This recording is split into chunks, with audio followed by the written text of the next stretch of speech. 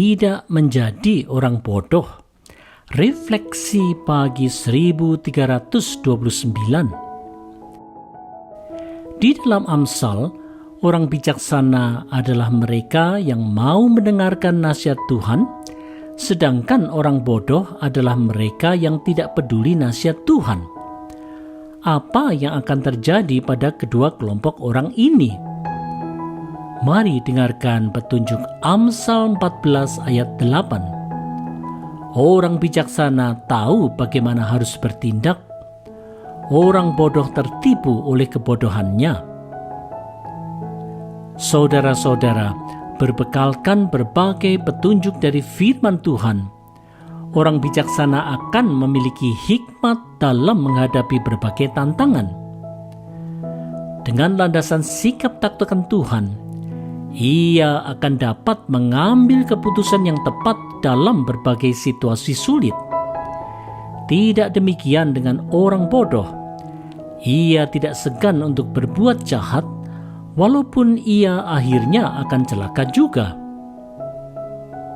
Saudara-saudara, karena takut rugi, takut gagal, ataupun takut menderita, orang percaya bisa saja kemudian bertindak bodoh dengan mengabaikan nasihat firman Tuhan. Cara-cara licik dan jahat tidaklah ragu untuk dilakukannya, walaupun ia tahu bahwa hal itu tidak dikenan Tuhan. Ini adalah sikap yang bodoh di mata Tuhan, karena orang ini cepat atau lambat akhirnya akan menuai hasil kejahatan yang telah ditaburkannya itu.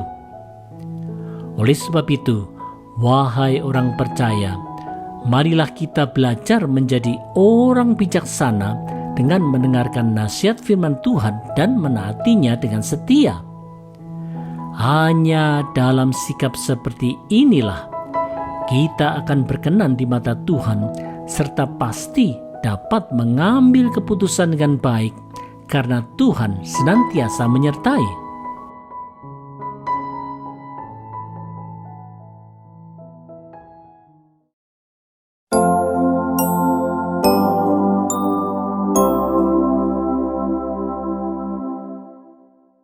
Tidak mencemooh pertobatan. Refleksi pagi 1330. Bagaimana sikap terhadap dosa dari orang bodoh yang tidak takut Tuhan? Mari simak Amsal 14 ayat 9. Orang bodoh mencemoohkan korban tebusan, tetapi orang jujur saling menunjukkan kebaikan. Saudara-saudara, dalam Perjanjian Lama, korban tebusan adalah suatu bentuk ritual pertobatan dari suatu tindakan dosa bagi bangsa Israel. Melalui pertobatan, orang yang menyampaikan korban tebusan itu akan mendapatkan pengampunan dosa. Dengan demikian, ritual korban tebusan itu merupakan ungkapan pertobatan hati yang jujur. Orang jujur yang takut Tuhan ini akan selalu menunjukkan kebaikan kepada semua orang. Tidak demikian dengan orang yang tidak takut Tuhan. Ia dengan bodohnya justru melecehkan pertobatan. Saudara-saudara, di masa kini ritual korban tebusan tidaklah digunakan lagi. Meskipun demikian, prinsip pertobatan dari korban tebusan ini, baik yang dilakukan bersama di dalam ibadah gereja maupun secara pribadi, tetaplah berlaku dalam bentuk doa pengakuan dosa. Pertobatan itu haruslah kemudian diikuti dengan komitmen untuk melakukan kebaikan bagi semua. Dengan demikian, pertobatan hati akan terpancar nyata dalam kehidupan sehari-hari. Inilah yang seharusnya terjadi pada diri kita semua sebagai orang percaya. Sayangnya, ada saja orang yang sudah mengaku percaya, tetapi justru tidak mau bertobat, bahkan mencemooh.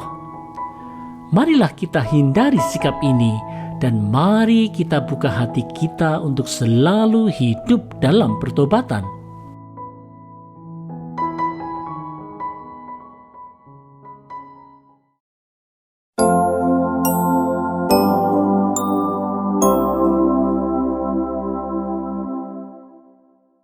Rahasia kalbu.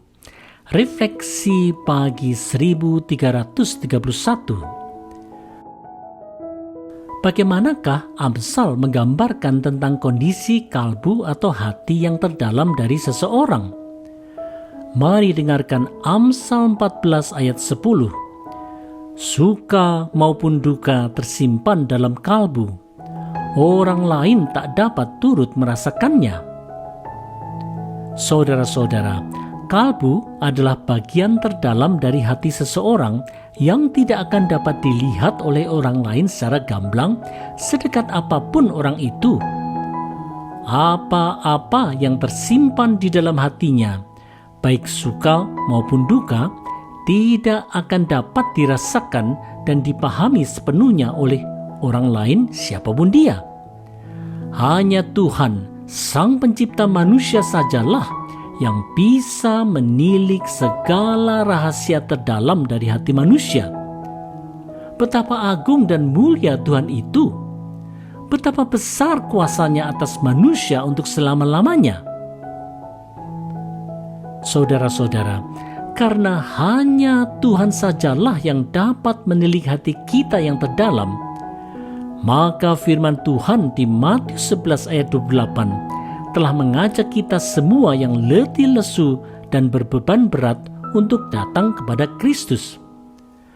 Karena Yesus Kristus adalah Sang Anak Allah yang Maha Kuasa, maka Ia memahami betul segala pergumulan serta suka duka yang berkecamuk di dalam diri setiap orang. Hanya Yesus sajalah yang dapat memberikan kelegaan sejati kepada mereka yang mau datang kepadanya. Kebenaran sejati ini sudah seharusnya menjadi pegangan bagi setiap orang percaya dalam mengarungi berbagai gelombang kehidupan yang sering tidak menentu. Hanya dengan bersandar kepada kekuatan Tuhan sajalah kita akan tetap kuat.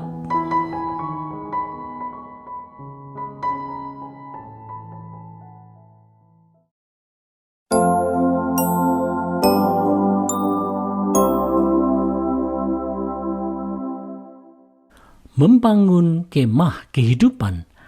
Refleksi pagi 1332. Rumah adalah bangunan yang permanen, sedangkan kemah bersifat sementara saja. Bagaimana kedua hal ini dipakai untuk menggambarkan orang fasik dan orang jujur? Mari lihat gambarannya di Amsal 14 ayat 11. Rumah orang fasik akan musnah, tetapi kemah orang jujur akan mekar. Saudara-saudara, orang fasik yang tidak takut Tuhan berpikir bahwa masa depannya akan terjamin secara tetap bila ia bisa mendapatkan banyak harta ataupun kedudukan tinggi.